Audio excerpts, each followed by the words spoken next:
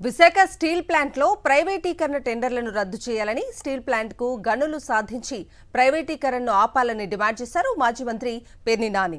Steel ప్లాంట్ను ప్రైవేటీకరణ కాకుండా కాపాడమని పవన్ కళ్యాణ్ చెప్పడం దారుణమని ఆయన మండిపడ్డారు. ఋషికొండకు వెళ్లిన పవన్ కళ్యాణ్ స్టీల్ ప్లాంట్కు ఎందుకు వెళ్లలేదు అని ప్రశ్నించారు పేర్ని నాని.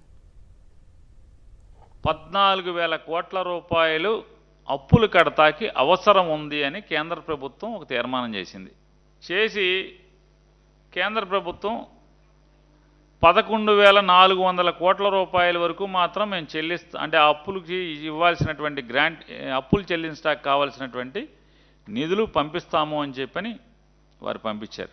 అంటే పంపిస్తాము అని చెప్పారు. దానిలో 8,500 కోట్లకు మాత్రం రిలీజ్ చేశారు. ఇంకా 3,000 కోట్లు, సుమారు ఒక 3,000 కోట్లు ఇంకా రిలీజ్ చేయాల్సింది ఉంది. కానీ పవన్ కళ్యాణ్ గారు అయితే రిలీజ్ చేసామని చెప్తున్నారు. కంపెనీ వాళ్ళు అయితే అధికృతంగా అఫీషియల్గా మాకు 3 కోట్లు రాలేదు, 8,500 కోట్లే వచ్చినాయి అని చెప్తున్నారు. ఈ 8,500 కోట్లు దేనికి ఇచ్చారండి? జిఎస్టీ బకాయిలు కడతాకి. వినండి సోకు, మోడీ గారి సోకు, పవన్ కళ్యాణ్ గారి సోకు. జిఎస్టీ బకాయిలు కట్టాకి 8,500 కోట్లు జిఎస్టీ బకాయిలు. అంటే ఎవరు బకాయిలు అయ్యి? జిఎస్టీ కడితే ఎక్కడికి వెళ్తుంది? మళ్ళీ మోడీ గారికి వెళ్తుంది. అంటే ఈ జేబులోంచి తీసి ఈ జేబులో పెట్టుకుంటున్నాడు అనమాట. దీనికి కట్టామని చెప్తున్నారు, స్టీల్ ప్లాంట్ని కాపాడామని చెప్తున్నారు. ఈయనేమంటారు, మనం ప్రైవేటీకరణ చేయకుండా ఆపేసాం, నిలబెట్టేసాం. వైజాగ్కి మనం ఏం చేసామంటే స్టీల్ ప్లాంట్ ఇచ్చేసాం వైజాగ్కి అని చెప్తున్నారు. పవన్ కళ్యాణ్ గారు నిజంగా ఇంత వంచన మాటలు ఎందుకు? ఎవరిని మోసం చేస్తున్నారు? ఈ సైజు కట్ట చూడండి, ఇంకా ఉన్నాయి. ఏంటనుకుంటున్నారు? 42 విభాగాలు స్టీల్ ప్లాంట్లో 42 విభాగాలు ప్రైవేటీకరణ చేస్తూ టెండర్లు పిలిచారు స్టీల్ ప్లాంట్లో.